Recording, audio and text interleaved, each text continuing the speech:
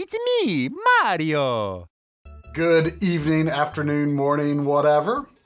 So this is something I've kind of wanted to do for a while. I got this Super Mario Brothers Encyclopedia a few months ago, I think at this point.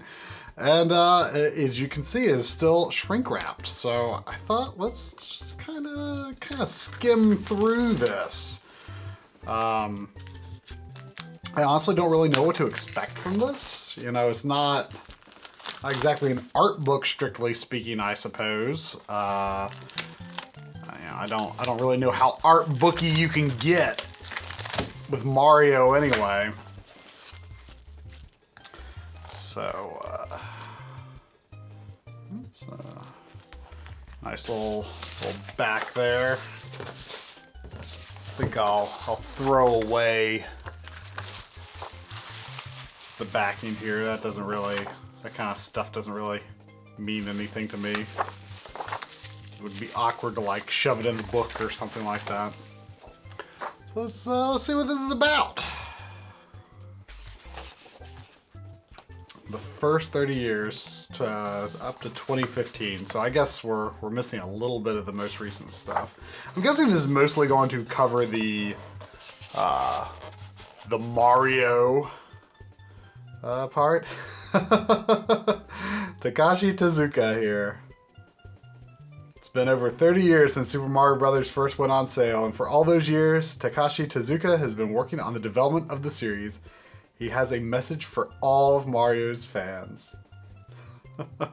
I always kind of thought that that Tezuka looked like Kamek, or the Magikoopas. I have no idea if as an intentional inspiration. Though it's interesting to see Tezuka here highlighted before Miyamoto, but I guess he's kind of maybe been the more hands-on guy through the series history, as I understand. Huh, so it's sort of strange that we're starting with Mario Maker here. I actually have not played Mario Maker. I don't have a lot of interest in user-generated content.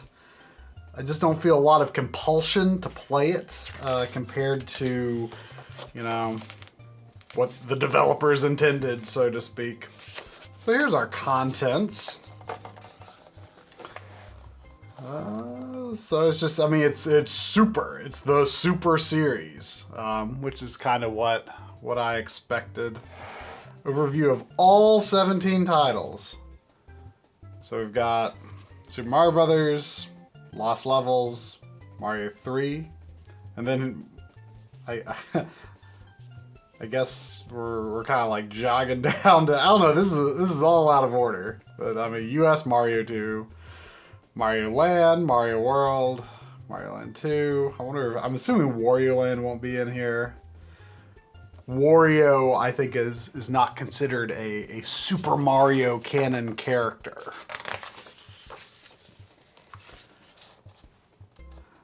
Got a timeline. I'm assuming this is not referring to a a order of events. This is not like a Zelda timeline or a Castlevania timeline or anything like that. Got a pretty good overview of a lot of the returning characters here. Returning characters, returning enemies. I'm actually unfamiliar with a lot of this artwork, these specific poses, like especially like for Bowser and the Koopalings. I have not seen this artwork anywhere else. I'm sure it exists somewhere else, but it's pretty cool. Never seen that Daisy pose. I mean, here we've got a Rosalina in the classic style. And hey, even Wario, I guess, kind of counts. Kind of counts. I know he's in 64 DS, but I think that's... I am not opposed to the... I like Wario. I'm not opposed to the idea of Wario being in a Super Mario game. You know, sort of to go on a tangent, you know, I really like the revised Iggy design. I know he used to have a multicolored mohawk like Lemmy, but I like the onion sprout green hair. And what's interesting is Iggy's probably my favorite Koopa kid. I mean, Ludwig is close, but I always play Iggy in Mario Kart 8. But I saw, I think it was a Mario World, a Japanese Mario World guide one time, and I wish I bought it. But he had his classic shape of hair, but it was green, it wasn't multicolor. I don't know if that was a print limitation or if in some Japanese media he was portrayed that way. It's also interesting Bowser artwork, I like that.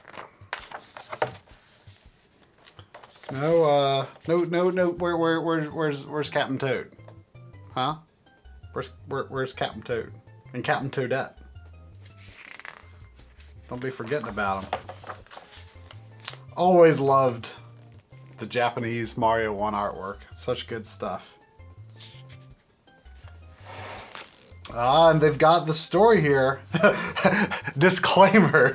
This text is taken directly from the instruction booklet, so that you don't think it's too weird. You know, we've got the whole story about how the quiet, peace-loving mushroom people were turned into mere stones, bricks, and even field horsehair plants.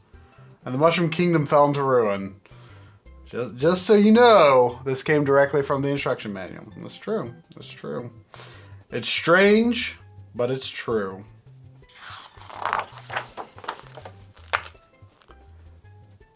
This is some interesting artwork. A lot of these look sort of familiar to my memory, based on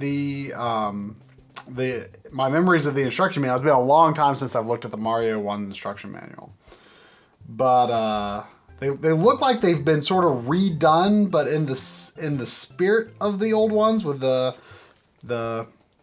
what would you say, quadrupedal Koopa Troopas. I feel like Goombas didn't have this exact shape until Mario 3 in the original artwork, but I can't remember for sure. You know, they I don't you know, they sort of have this concave indentation on their sides. I feel like they didn't used to have that. I prefer that. This is the ideal, the Goomba ideal. If you look at, I'm curious where they got these screenshots from, because they're sampled kind of strangely. It looks like, I mean, there's sort of some ringing artifacts around them.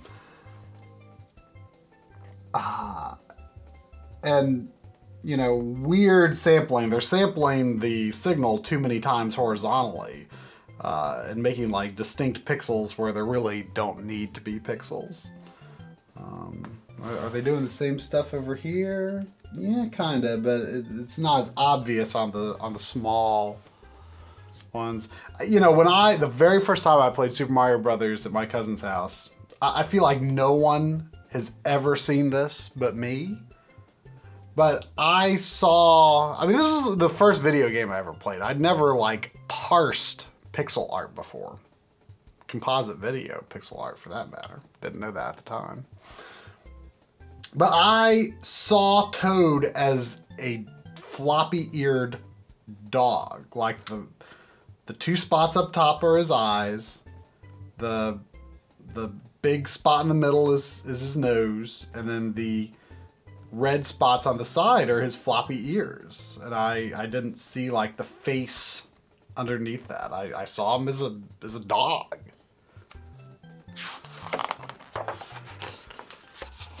Oh, we've got a layout of all the courses in the game. It's interesting. I love to pop in Mario 1 just for a quick run all the time. I still love the mechanics and the feel of that game. It's really the first. It's the oldest video game that feels really good to me, and I still love how it feels. I've heard some people say they don't like the mechanics of Mario. one, and it makes me sad because I don't understand. But yeah, so often I just do the world 1 to 4 to 8 warp, and I miss all this stuff in world 6 and 7, and it's just interesting to every once in a while run through these levels, and you've got the nighttime levels and the levels with the snowy treetops and stuff.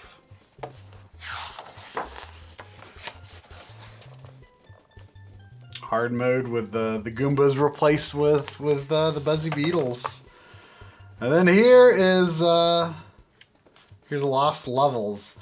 I was always scared of the that's a much better Peach Sprite.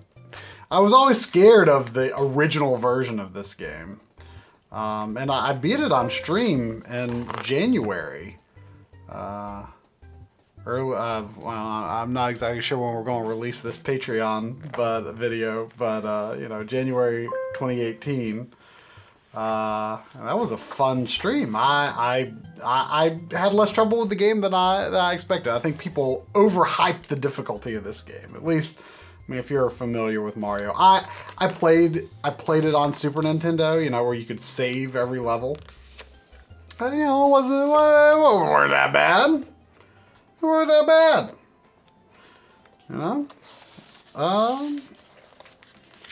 But yeah, I mean, I beat that a long time ago on Super Nintendo. But I always thought, ooh, if I can't save every level, it's gonna be tough. Am I gonna have to silence my phone? Are the Discord chats blowing up? Alright, let's put that away. So we're on Mario USA, which is a great game. It was always the weird one, but it's so awesome.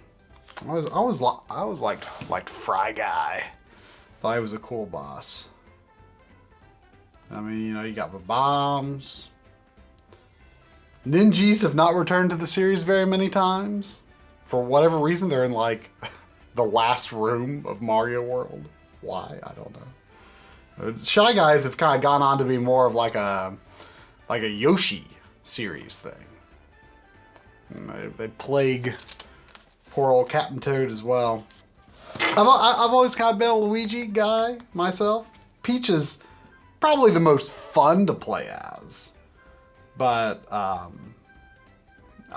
always liked sort of Luigi's loose feel. Mario's mechanics are just boring, and I've come to respect Toad in this game a lot more than I used to. He moves quickly.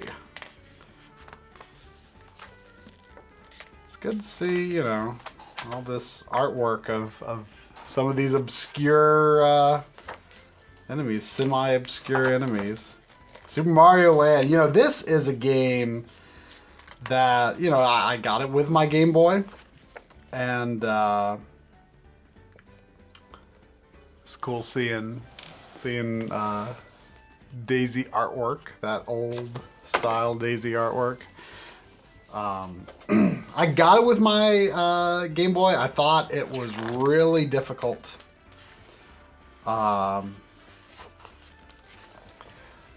And I beat it after Mario Land 2, if I recall. Probably after Wario Land as well. And I've come to respect it a lot more in recent years. Amazing soundtrack. And it's just fun to play through real quickly. It's a good, weird game. I'd like to see some of this weirdness revisited. And of course here we've got Mario 3.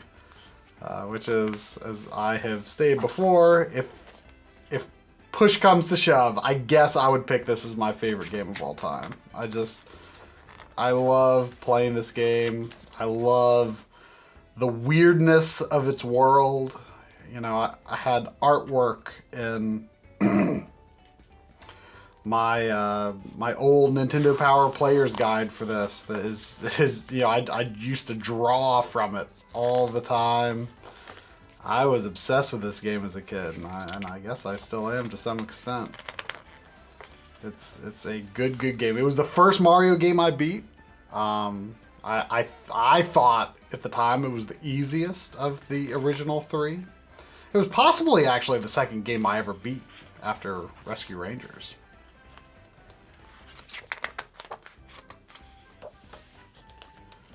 And Super Mario Bros. 4, Super Mario World. Always liked this artwork. I feel like it's something you don't see too often around this world. I'm not sure where it was used originally, to be honest. But I've got a t-shirt with that now. I really like it. This game, it's really good. But I feel like they're like, maybe most people like it a lot more than I do. It always felt like kind of a step back from Mario 3 to me. I mean, does Yoshi add that much? I love Yoshi. But I don't know if the addition of Yoshi was worth the subtraction of all the other powers. Of course, the pea balloon is always fun. I don't remember this artwork of Mario and Yoshi. It was just pretty good little artwork. Blue Yoshi, of course, is the best Yoshi. I always thought it was interesting, Luigi with the more sort of purple-toned pants. That's something that hasn't really been continued through except in like the original Smash Brothers. Yeah, this one to me was always maybe kind of a little bit of the weird one. I mean, you call that a Goomba? You call that a Goomba? That ain't no Goomba. That ain't no Goomba. I think it was Mario Galaxy or maybe Super Mario 3D World that has brought those back, but they're different. They're different from Goombas. They're called like Galoombas or something like that. Now, of course, this did introduce Magic Koopas, which are one of my favorite Mario enemies. I just always thought they were a cool design. I actually dressed up this Kamek like the last Halloween that I ever really dressed up for. I got like a blue robe and some funny glasses with a big nose and a blue snow hat, and I was Kamek. I feel like I'm beaten down on Mario World, but I really do like it. I mean, it's a fantastic game. The art style, I guess, is maybe sort of what's a little off-putting to me about it. It feels off-brand somehow. It's a little weird, but that is the charm, I think, of the early Mario games. They, you know, they all have very wildly differing styles, and that was where the later games, which I'm sure I'll start to go through a lot faster, you know, they just got this very sterile, very, I don't even know the words I'm looking for at the moment. Super Mario Land 2. This is a weird one too, I think.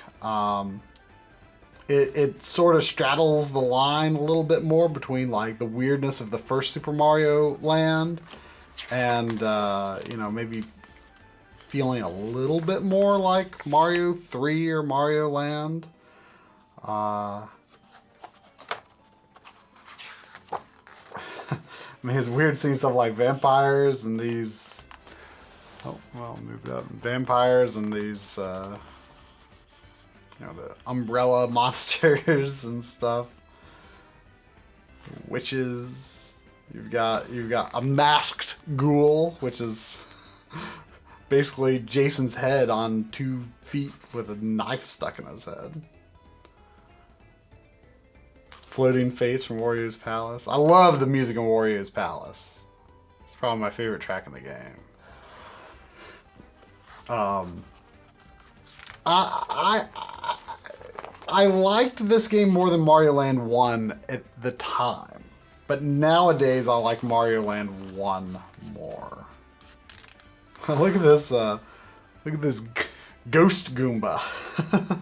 That's kind of strange looking. And then of course Tatanga, who, you know, he's downgraded from the boss of the first Super Mario Land to, you know, just the boss of Space Zone. The bunny ears were always kind of nice. You know, they let you fall slowly. They don't quite let you fly like a Tanuki tail. But that was an interesting addition.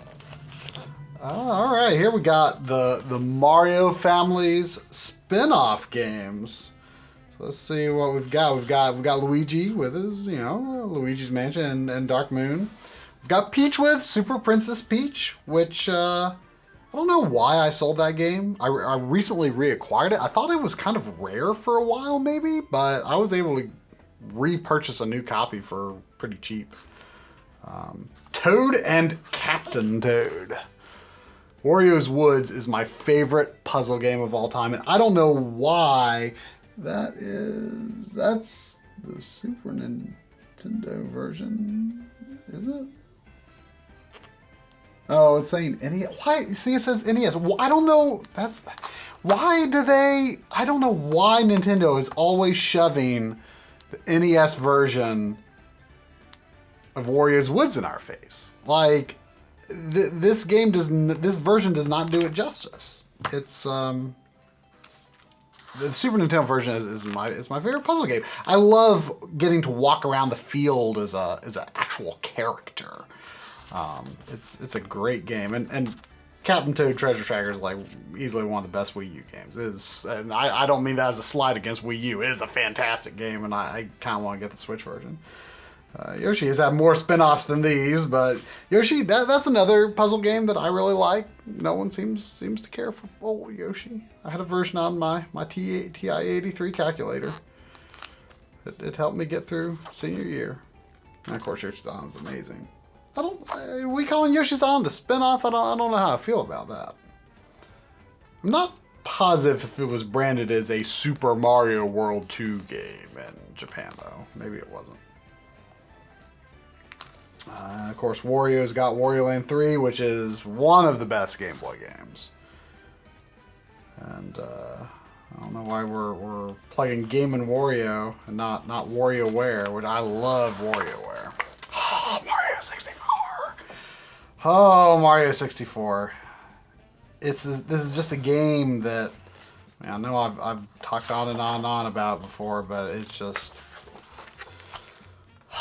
so good. I could play this game anytime.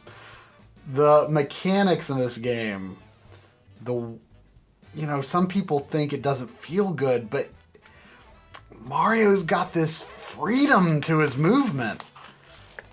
They're just not afraid to let him be loose and move anywhere and go anywhere, and anything that you want to try to make happen in this game, you can probably make it happen. Get somewhere in a unique or weird way.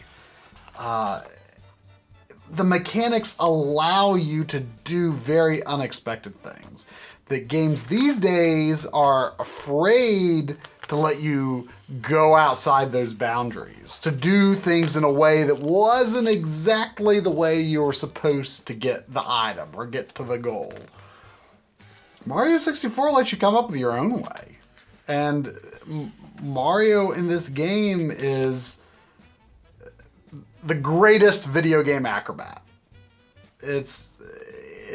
I cannot get my head in a mindset where I can understand people not respecting this game, not just being blown away by the freedom that you're granted. I mean, it's so good. So good. Mario's sports game history. I've sort of been spotty with picking up a lot of these. Mario Golf is not shown here, but the N64 one is my favorite. Never played a soccer game. I mean, I've got limited sports interest in the first place, but soccer is, I'm sorry to say, pretty low there. Mario Tennis on N64, I love. The only other one I've played is the GameCube one, but I do want to get some of the others. Mario Hoops 3-on-3. I never played that, but that's the weird one where it's got like Final Fantasy characters and stuff in it. So strange. Mario Sunshine. This is kind of my go-to GameCube test game. I just really like the look of this game. It's, you know, people, this came out sometime before Wind Waker, and people always talked about cel shading in Wind Waker, and they never really recognized that Sunshine kind of has some cel shading going on too. It's a nice looking game. I enjoy it. It's a little more restrictive in terms of the level design. You have to choose a certain episode to get that particular star. Toadsworth. Why do we not see Toadsworth anymore? He was one of the best new characters that they added, I think. I love Toadsworth. But the nice thing about Sunshine is that they took away some of Mario's mechanics, unfortunately. You know, you can't do the long jump. The back flip is kind of gone, although you've got the side flip, and that's better than the back flip anyway. The long jump was a big omission, though.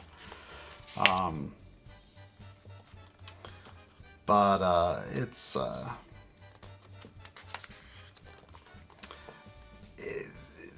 aside from that, though, his mechanics feel very similar to 64. He moves at a similar speed, has a similar sense of weight and momentum. I love how you can slide through water in it. They did change the wall jumps to a more like a 3D style, Mega Man X style, like grab the wall, which I always felt like was kind of a cop-out, but I can understand why they did that. Wall jumping wasn't that hard in Mario 64. Come on. Come on. Series Flyer Gallery. Why we have Luigi here going like, oh hey, I'm not in this game. You're not in a lot of these games, Luigi. I'm sorry to say. I like playing as Luigi in games that, I mean, Luigi is my go-to. I prefer Luigi to Mario. Even mechanically. You know, when they've got him a little slipperier and jumping a little higher. I like that. I like that. I like that in Galaxy. New Super Mario Brothers. I mean, I know we're so sick of this series now. The new series. It's got a terrible name, and they've driven it into the ground. And it's, like I said before, it is so sterile. But at the time they released this, we had not had a game of this style in a long time. And so I ate it up. I really ate it up at first. It was, you know, it wasn't as good as the others. But I, at the time, thought of it, this is like Super Mario Brothers 5, basically. Even though it didn't hardly feel as special, but it was a fine game into its own right. It just didn't have a lot of anything special. Unlike Super Mario Galaxy, which, whew, the opening to this game blew me away. I mean, as a Mario fan who probably feels a little overly emotional when Mario gets it so right, but to have this opening with the dun dun dun dun dun dun dun dun, I can't sing, but the Doom Ship theme, and finally brought back the Bowser's airship fleet and attacking the Mushroom Kingdom. Like, this is like the war and destruction that I saw in my head as a kid, you know, this is the horribleness that Bowser was bringing, and it just gave me chills seeing it play out like I imagined it as a kid. And they finally brought back sort of weird powers for Mario, the bee, and unfortunately the fire flower is like a limited time thing, but Spring Mario is kind of fun. They brought back some of the weirdness, and the one thing that sort of took me a little warming up to with Galaxy is that Mario is slower, he's stickier, and I can understand why they did it. Rosalina's one of the best characters they've added to Mario in relatively recent years. She's been a good addition. But I can understand why they made Mario, you know, a little easier to control, I guess. But it does, to some extent, feel like you can't do as much wild stuff as you can in 64. But it is an amazing game. Very creative. I mean, I would say probably the best game of its generation. It's just doing spectacular stuff at every turn. It was refreshing to go back to this sort of get to the goal sort of level structure. I know you go back to the levels several times, but you kind of go through a different route through it in a 3D space. And at the time, it was kind of like, oh, this is nice, not having these open, you know, go all over the place levels all the time, which of course is still great, but I feel like part of that made me okay with Mario's mechanics being a little, as I say, a little stickier, a little more foolproof, I guess would maybe be another way to put it. Incredible music. But I think it's okay for the mechanics to be different because it's a different kind of game than Mario 64. It's very much a different kind of game, and it was definitely a revelation at the time, I think, and I would love to see an HD version of it come to Switch. New Super Mario Bros. Wii. This was actually the first time I met in person my friends Drumble and Lindis. They came over to do a stream on the Backloggery for this, and we played 3-player, and that just seemed like such a big deal at the time to be able to do 3-player simultaneous Mario. And of course, it plays out as a very different game. You know, you can go into the bubbles. And when you die, you go into a bubble, so it's actually kind of difficult for the game to end. So it plays out differently. You're in each other's way. It's not very helpful, but it's fun. It is fun in the context of just friends having a good time. They brought back the Koopalines. That was a big thing for this game. They brought back the Koopalines, and I'll always respect this game for that. The Koopalines have not returned to the 3D games, but I am glad they are at least, they're the saving grace of the new series. New Super Mario Bros. Wii was a very good thing to bring to the Wii. It was good to bring that style back one time. And now we're kind of beyond one time, I'm afraid. Galaxy 2.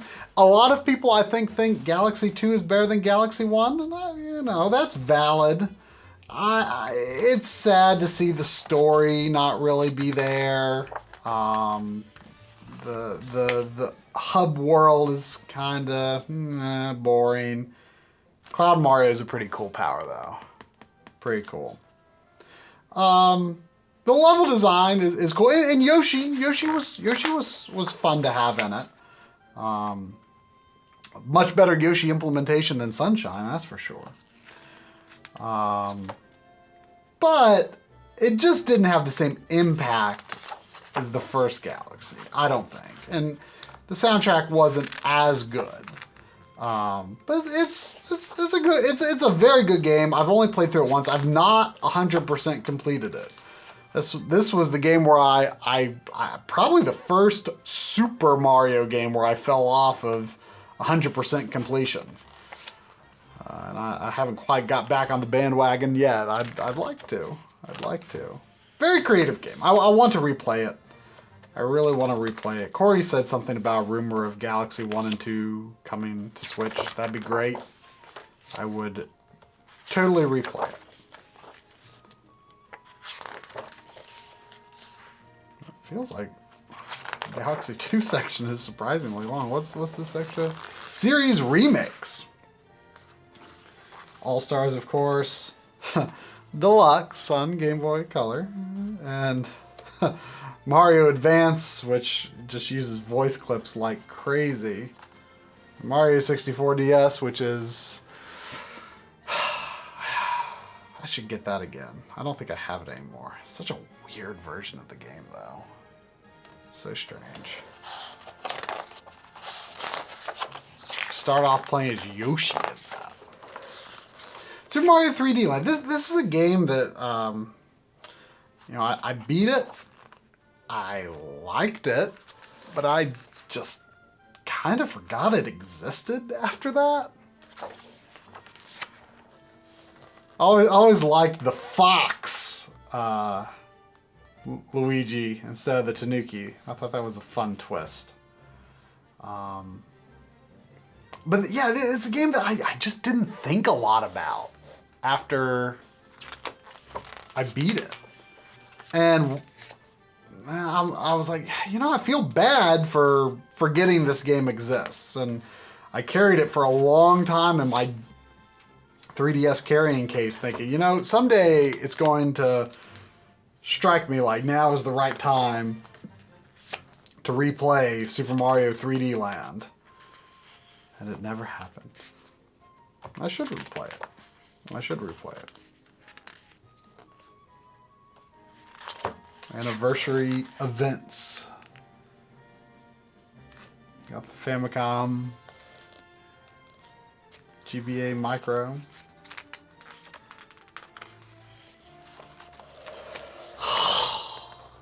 New Super Mario Brothers 2. You know there's something wrong when I just don't get a Mario game for years. It was years until I got it. It was just like, it came out the same year as New Super Mario Brothers U, and I was like, well, you know, that's the one I'm going to want to play.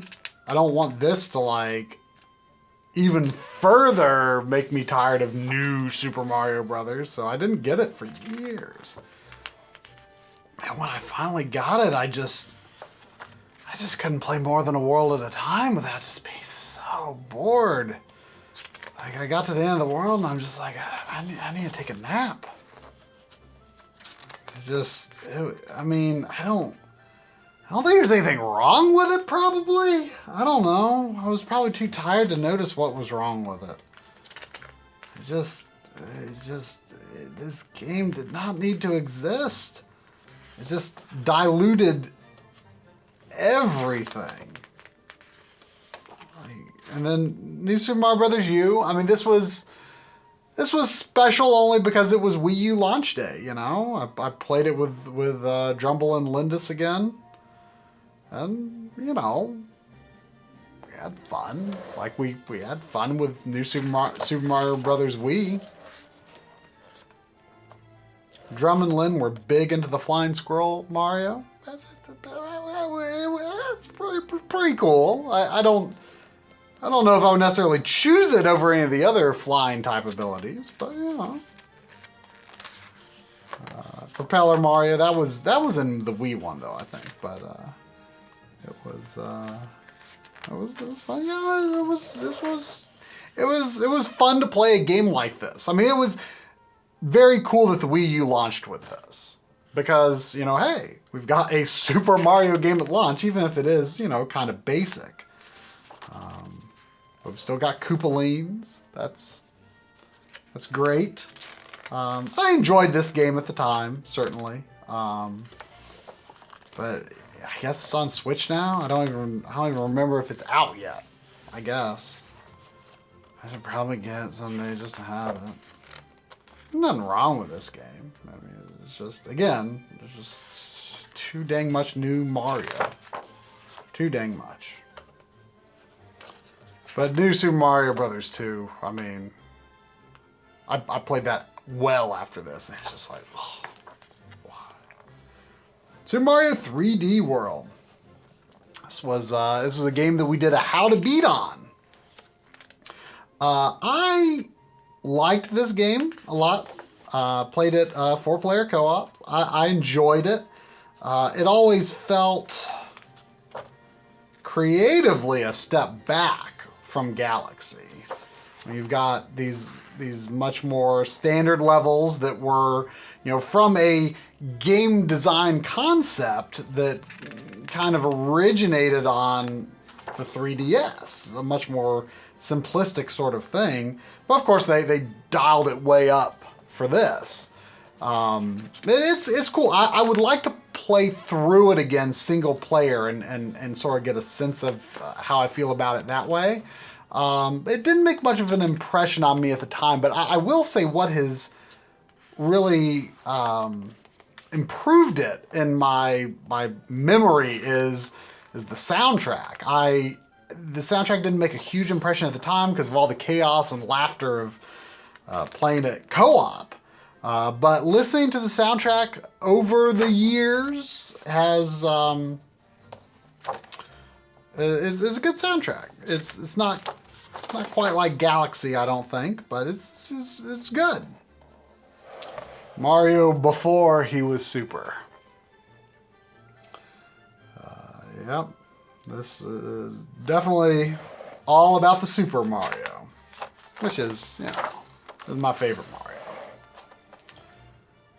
Mario plays his part in all these games. Every once in a while I start to think, is there another Nintendo console that I should get every Mario-related game on? I've got all the Mario-related games on N64. I guess it's possible that there's maybe a Mario cameo that I don't have a game for. But I mean, I even got games that are only very tangentially related to Mario, like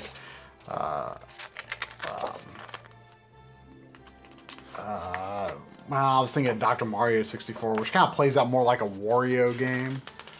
Like, I got that just because Mario. I couldn't break my Mario complete N64 collection. There's a lot of games, though. They're recording things that are very, very loose connections. Like here in Staffy 4, it says, in a collection of dolls hides a princess and umbrella pair that looks suspiciously like Peach and Perry. So, I don't think you would have to have that to complete your Mario collection or anything. Mario has sure been in a lot of games, though. That is for darn sure. And I guess that is it. Just no particular epilogue or anything there, but that's a fun reference. I like having these sorts of physical media so that we can shoot just shoot the pages. I mean, it'd just be fun to shoot a page that just has like a bunch of enemies on it or something like that. It just makes this feel like a more tangible historical document instead of just using a scan of artwork or something like that. So what can I say? I love me some Mario. I mean, there might be some things I gripe about, like how many new Super Mario Brothers games there were, or the Super Mario World's art style has never really resonated with me compared to some of the other games. But I mean, at the end of the day, they're all fantastic games. I love how Mario plays, and you know, Super Mario Brothers was the first game I ever played, and it's always going to just resonate with me. You know, Mario. Sometimes when the Mario games, the major Mario games really, you know, do something that just feels so Mario. It just I feel sort of emotional in a way that I think most people would say you shouldn't feel about Mario, but it's like playing that first Mario game was just such a transformative moment in my childhood, and playing Super Mario 64 was, you know, transformative too. And yeah, it's just Mario, but what can I say? It's always meant a lot to me.